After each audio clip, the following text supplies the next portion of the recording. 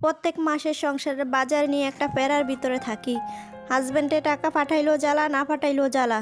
So hello everyone, আসসালামু আলাইকুম। সবাই কেমন আছেন? আশা করি যে যেখানে আছেন ভালো আছেন, সুস্থ আছেন। আলহামদুলিল্লাহ, আল্লাহর অশেষ রহমতে আমরাও ভালো আছি।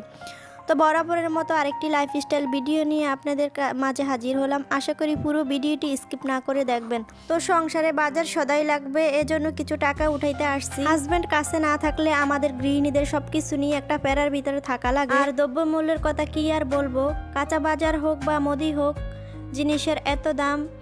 এই তো বাজারে গিয়ে এখন কিছু টুকটাক বাজার সদাই এনেছি। আর হাজবেন্ড কাছে না থাকলে প্রতিটা মাসে এভাবে কষ্ট করতে হয় সব জিনিস নিয়ে। ছেলেকে বাজারে নিয়ে ছেড়ে দিয়েছি, তো ওকে বললাম যে তুমি যা খাইবা তাই নিব।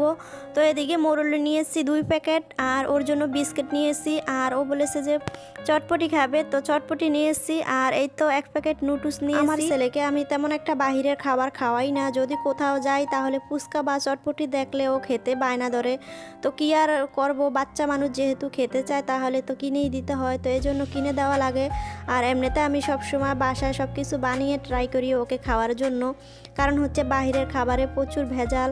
আর যেভাবে হোক বাচ্চাদের বাহিরের খাবারের থেকে বিরত রাখাই সবচেয়ে ভালো মনে করি। এখানে হচ্ছে গিয়ে নর্মালি 2 জোড়া জুতা এনেছি পোলোরে পরার জন্য। আর এখন তো শীতকালের দিন, টাইলস প্রচুর ঠান্ডা, টাইলসের উপরে পাও রাখা যায় না, তো ওর জন্য 1 জোড়া এনেছি, আমার জন্য 1 জোড়া এনেছি।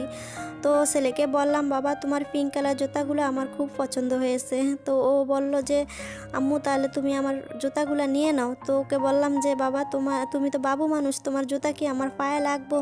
তো যাই হোক, ওর লগে একটু দুষ্টামি। আর এদিকে হচ্ছে গস কাপড় নিয়েছি সুন্নতি জামা বানানোর জন্য। আর আপনাদের কাছে কোন প্রিন্টটা ভালো লাগে সেটা অবশ্যই কমেন্ট করে জানাবেন। তো আমার কাছে দুটোটা জামার কাপড়ই সুন্দর লাগছে, এজন্য নিয়েছি। যাই হোক, সবার পছন্দ তো আর একরকম না। তো এদিকে হচ্ছে 2টা জামার কাপড়, 2টা সালোয়ারের কাপড়, 2টা ওড়নার কাপড়।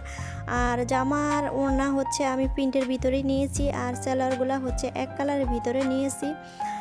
তো এদিকে ছেলের জুতাগুলোই বারবার ঘুরে ফিরে দেখছি। আর যেহেতু ওর আব্বু দেশে নাই, তো যেটাই করি নিজেরই সব কিছু করতে হয়। তো এদিকে 2 বস্তা চাউল আনছি। হাজব্যান্ড কাছে থাকা কতটা যে গুরুত্বপূর্ণ বিষয়, যাদের হাজব্যান্ড না আছে তারাই একমাত্র বুঝে। এই তো যে কাজগুলো এখন আমি করতেছি, ও থাকলে হয়তো ওই সব কিছু এখন করতো। এই জন্যই যেটাই করি, যেদিকেই যাই, যেখানেই যাই, সব কিছু নিজেরই একলা মেনটেন করতে হয়। তো এদিকে আমি বস্তার মুখ খুলে এখন সবগুলা চাল ড্রামের ভিতরে ঢেলে নিব। আমার দাদি শাশুড়ি সবসময় একটা কথা বলতো যে ঘরের ভিতরে চাল ডাল লবণ তেল আর চুলার লাড়কি হলে কোনো টেনশনই থাকে না।